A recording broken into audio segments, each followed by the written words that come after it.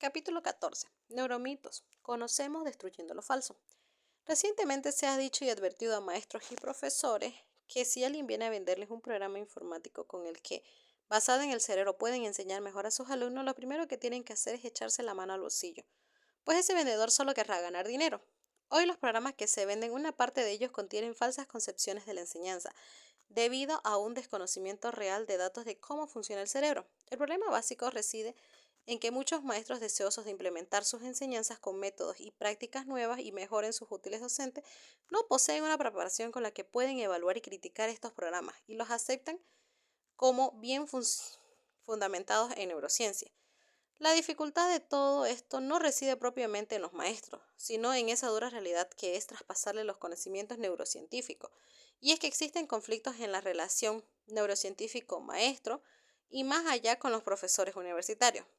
Pues para que ese trasvese exista, debió sobre todo al lenguaje, utilizando por los primeros para distinguirse a los segundos y en los segundos llamados maestros para captar con certeza y seguridad estos conocimientos y criticar a los programas que se les ofrecen y luego utilizarlo con los alumnos. Y esto ha llevado a mucha confusión y grandes errores de interpretación de los hechos científicos y se ha dado lugar a la creación de lo que se conoce como neuromitos, mitos, hechos no reales, nacidos de la interpretación de datos científicos por personas con escasos conocimientos sobre la materia. Hace unos 7 años, en 2005, con motivo de una conferencia para anunciar la apertura del Centro para Educación Basada en la Neurociencia de la Universidad de Cambridge, los maestros que asistieron a aquella reunión manifestaron recibir más de 70 correos electrónicos al año, animándoles a matricularse en cursos de cómo enseñar mejor en los colegios, basado en el conocimiento del cerebro, un fenómeno que ya ocurre casi en todos los países occidentales y que, como ya hemos señalado, algunos de estos cursos promueven la interpretación errónea de datos científicos y, en consecuencia, una aplicación falsificada de los posibles beneficios de estos conocimientos. Todo esto, por fortuna, está cambiando y han sido los propios neurocientíficos quienes han alertado a los maestros y a los colegios sobre este problema y en alguna medida también han ofrecido resolverlo. Lo cierto es que los neuromitos, añadidos a lo señalado, han dado lugar además a crear expectativas poco realistas en los maestros y profesores. Un ejemplo es la lectura incorrecta de un hecho neurobiológico, como la proliferación de las conexiones neuronales en los primeros años de vida. Hoy sabemos que, y ya se ha indicado en el capítulo 2, que en el cerebro de los niños sucede una enorme y profusa proliferación sináptica. Pues bien, basándose en este hecho, se ha especulado sobre las posibilidades de aprovechar estos tiempos de cambios profusos y profundos para inundar su cerebro, de modo paralelo a ese crecimiento sináptico, con conceptos vocabularios, memorización de acontecimientos históricos y hechos aislados y percepciones complejas a través de los medios audiovisuales, para que sean mejor absorbidos e incorporados al cerebro durante esa proliferación sináptica, pensando que, de este modo, cuando estos niños alcancen a la juventud o a la edad adulta, tendrán capacidades cognitivas superiores a las de sus compañeros, que no, a, que no hubieran utilizado estos métodos. Por desgracia, quienes promovieron estas ideas no tuvieron en cuenta la falta de evidencia científica. Estas ideas acerca de la relación entre este fenómeno neurobiológico de proliferación sináptica y el proceso de aprendizaje. Es más, los mismos padres ante ofertas de este tipo siempre reaccionan con un componente fundamentalmente emocional. Pero, ¿acaso no es verdad que los niños aprenden cosas fundamentales y aún definitivas y de modo fácil en los primeros años? ¿Cómo no voy a aprovechar estas posibles ventajas para mi hijo aun cuando ello no sea del todo cierto? Lo que los padres ignoran es que aprender bien en estos primeros años requiere un instrumento básico que se resume en la espontaneidad, el placer, el juego entre lo motor sencillo y lo sensorial directo y asequible. En esta misma línea transcurre otro fenómeno, que se conoce como el efecto Mozart.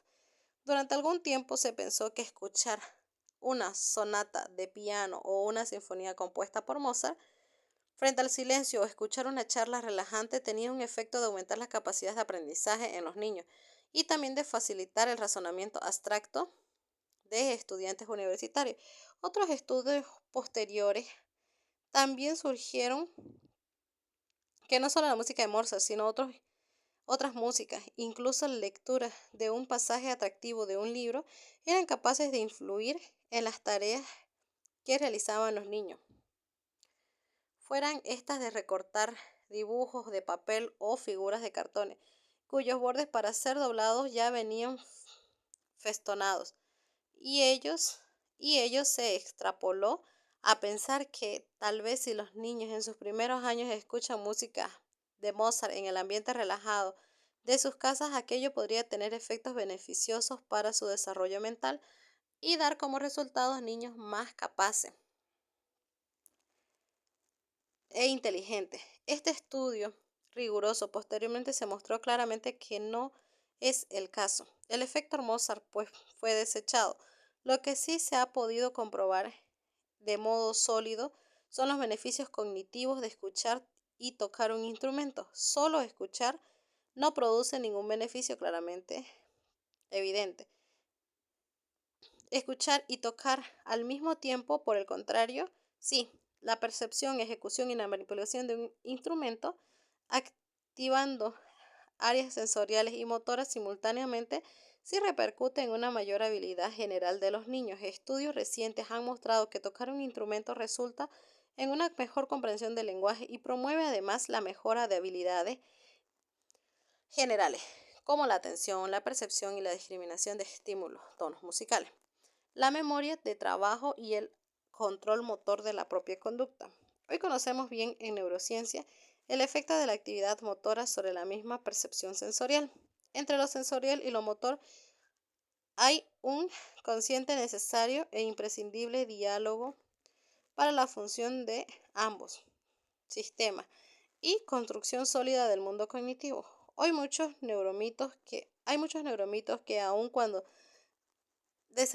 desdeñados por las neurociencias siguen estando vivos en el acervo popular debido fundamentalmente a la constante repetición en los medios de comunicación. Por ejemplo, el mito de que solo se utiliza el 10% de las capacidades del cerebro, de lo que cabría deducir la potencialidad enorme que éste tiene y que utilizarla toda podría esperar un aumento considerable de inteligencia en cada ser humano. Este mito, como acabo de señalar, sigue muy vivo y no solo en gentes corrientes, sino en estudiantes universitarios e incluso en algunos neurocientíficos. En este sentido, fue sorprendente que en una encuesta en la que se ha preguntado a estudiantes universitarios qué porcentaje aproximadamente piensa usted que utiliza la gente del potencial que tiene el cerebro, un tercio de los encuestados contestaron que el 10%. Otras encuestas similares realizadas a varios países obtuvieron los mismos o similares resultados. Y lo más sorprendente es que un 6% de los neurocientíficos preguntados con esa misma cuestión también contestó un 10%. Es curioso que aún después de tantos años de mostrar la ciencia lo falso de este acerto, todavía ahora mismo venden programas basados en él y la gente los compra con la esperanza de poder aumentar sus capacidades y su inteligencia por encima de sus propias limitaciones.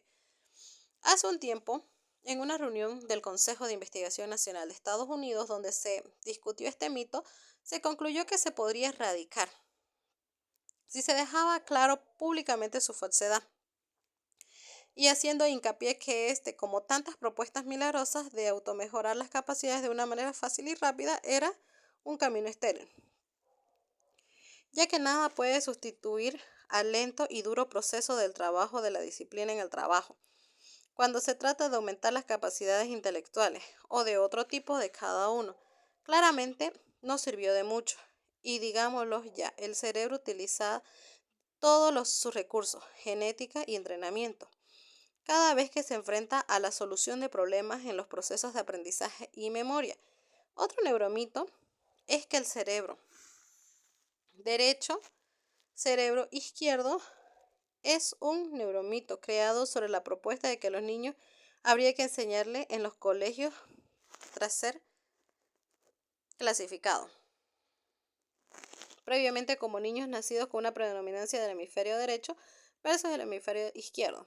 Y ello es debido a que cuando se han analizado sus funciones de ambos hemisferios cerebrales por separado en el laboratorio, se ha visto que el hemisferio derecho es fundamentalmente un cerebro holístico, global, que realiza asociaciones de tipo y espacios muy diferentes y que su función requiere de un tipo de atención que es dispersa e inconsciente.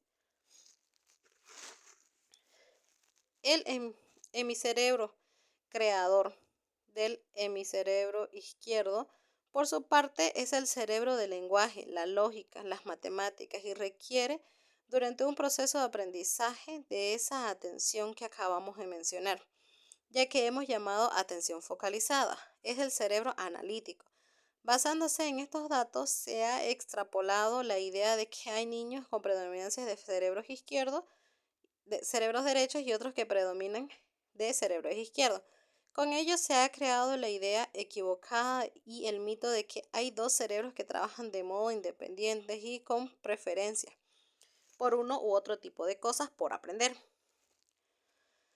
Y que de no hacer propiamente esta separación a la hora de enseñar, los niños y de modo muy temprano se les perjudica. Hace algún tiempo, este neuromito llevó a la idea de crear estructuras didácticas conducentes a que no se produzca un desencuentro entre las preferencias naturales del alumno, con predominancia en el cerebro derecho, dibujo, imaginación, intuición, visión global de los problemas y creatividad, y la predominancia del cerebro izquierdo, que es razonamiento, cálculo y lenguaje, en lo que se enseña. Pero cierto es que no existe dicha dicotomía entre cerebros, es decir, desde un punto de vista fisiológico no hay cerebros derecho e izquierdo en las personas en condiciones normales, dado que la transferencia de información entre ambos hemisferios a través del cuerpo calloso es constante, de lo que se deduce que aún sin duda haya talentos y capacidades más atribuibles a las matemáticas o al dibujo o a las ciencias o a las letras. Eso no refiere a los hemisferios como tales, sino a las series de talentos productos de la función conjunta y final de ambos hemisferios. Y de ahí el gran error que hubiese supuesto separar a los niños potenciados unos u otros talentos en menoscabo del desarrollo o otras capacidades y aptitudes. La enseñanza en los primeros años debe ser global, de equilibrio de todas las potencialidades de un niño que se presenta en grados diferentes, como de hecho se hace en la actualidad.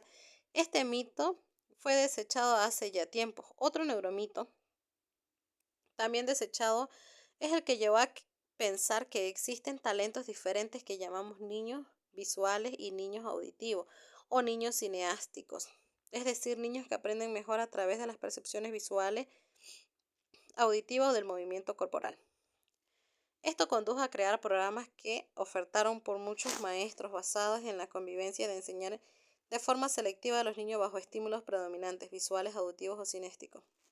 Para ello era conveniente desde el principio etiquetarlos en el colegio con una placa de identificación, como en los congresos en las letras A y C, para focalizar en ello en la escuela este tipo de método selectivo. Lo cierto es que no se encontraron evidencias que demostraron lo efectivo de esta enseñanza y en cualquier caso, hoy se piensa que una preparación de este tipo siempre iría en detrimento de las enseñanzas utilizando otro sistema, lo que produciría un trastorno en el equilibrio normal y desarrollo del niño.